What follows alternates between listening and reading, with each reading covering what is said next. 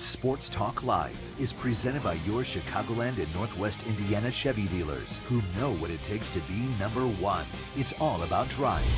The sport of kings is hitting the beach. The Chicago Beach Polo Cup will be at North Avenue Beach September 9 through 11. For information, go to chicagobeachpolocup.com. Joining us now, the founder of Chicago Beach Polo, an Argentinian polo player who now calls Chicago home.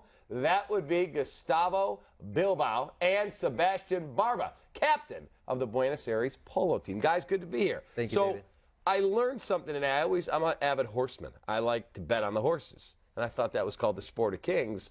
I said to you guys, polo's the sport of kings? And you said, well, it's a little bit older, correct? Like how many years? Only about 3,000 years. Yeah, exactly. So this is a big-time sport for a long, long time. Exactly right. And it's the first team sport in humanity. First one ever. The very first one ever. And where did it originate? There's a long debate. So definitely is from the Middle East. We don't know exactly whether it is what we know today as Iran or Iraq. It's all the Persian area. But it could also have been from China. All right, so how do you guys get into this sport? Like here in the United States, you just don't see polo all the time. Well, there's a long tradition in our families. Polo in Argentina has its roots for a number of years. Actually was brought by a number of people, even Englishmen, going in Argentina through the cattle ranchers and the big farmers that occupy Argentina for a number of years. So we come from families that have played polo for generations. So you normally play on a giant field, right? 12 acres. Okay, 12-acre field. Big. Just the field itself. That's insane how big. But when you do this here in Chicago, obviously you don't have 12 acres. How do you adjust the game? So what we're going to do is we're going to make the field obviously smaller. It's going to be about 300 feet long by 100 and plus wide. And you know what it does, as an spectator, I think is much better for you because you can get very close to the action.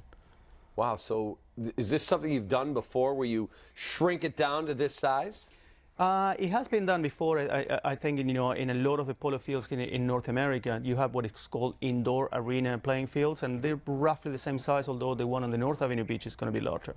But playing on the beach is a relatively new sport, if you like. It's polo, but it's a new form of polo.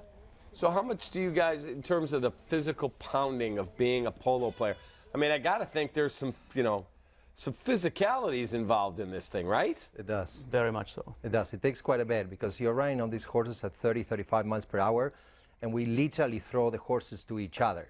That's what's called ride-off. So it's very physical, absolutely. So when you say that, to explain what you mean.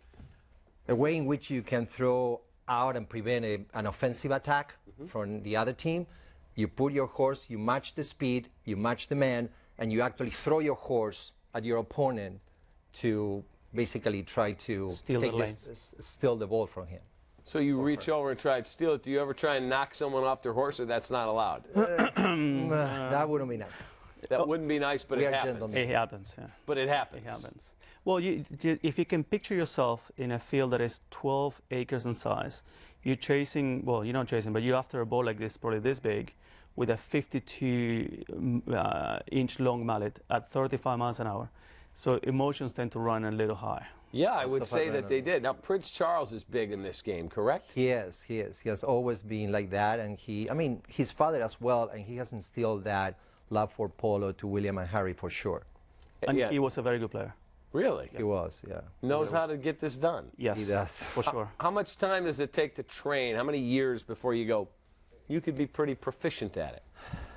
I think it depends. I think polo, although it's very physical, it really depends on your mentality. Whether you are intimidated by the speed and the size of the field and everything. Once you cross that line, everything comes together. But I would say probably in a couple of years you can start playing at a decent level. I think I'd be a little intimidated. So how much equipment do you wear? Like here's your helmet, okay? That's about it? Is that all we get to protect us? The ball comes at you 100 miles per hour. If it hits you, it will break you apart. Okay, but how much other equipment are you wearing besides this? So I personally wear knee pads because you don't want this hard plastic ball traveling at 150 miles an hour. So you wear elbow pads? I wear elbow pads. And knee pads. Yeah. And some boots. Yeah, and so we tell. No face mask, nothing. No. I tell you a little secret. So in the very high level of polo, The outside of your boots is like in between the layers of leather. There you have a like a plug of steel, because sometimes when they come at you at 35 miles an hour, if they hit you with the spurs, they can really damage you. It's not all the players that wear that, but I have a pair with that as well. Crazy. I remember that we learned how to hit very accurately as well. So the higher the gold polo that you see, actually, I would argue the safer it is. Will it be as physical as you're describing on the beach? We'll try. You can bet on Probably even more, because the space is confined. And when you have like 12 acres, you can really try to escape. And in that little place, that makes it a part of the fun. Okay, so if people want to come out, they can just come to the beach and they're going to have a good old time watching some polo, which will be like extreme polo, like intense polo. Yes. We'll try to make it that way. Yes, for sure. exactly right. We have very good players coming to play. We have players coming from 9 different countries. All right, what else is going on that weekend there? Any other activities? In Chicago, not much. Not much. So you're coming. Potentially, this is the event. This is the event. This is the last event of the 2016 summer. How about that? But also we're supporting a couple of very good causes. So we're supporting Prince Harris's charity. They focus in underprivileged children in sub-Saharan Africa, and also we're supporting breast cancer here in Chicago. So large part of the proceeds of the event are going to be distributed. Beautiful. So you're trying to give back at the same time as have some fun. And you both, you spend your summers here. I do, yes. And you live here. I live in Chicago. It's a little It's a chilly fun for you. city. It's a great Oof, city. my It's the God. best city in the world. I consider it home as well. I'm always happy coming to Chicago. But you're like the world traveler. You're on the road all the time. Yes, I have to.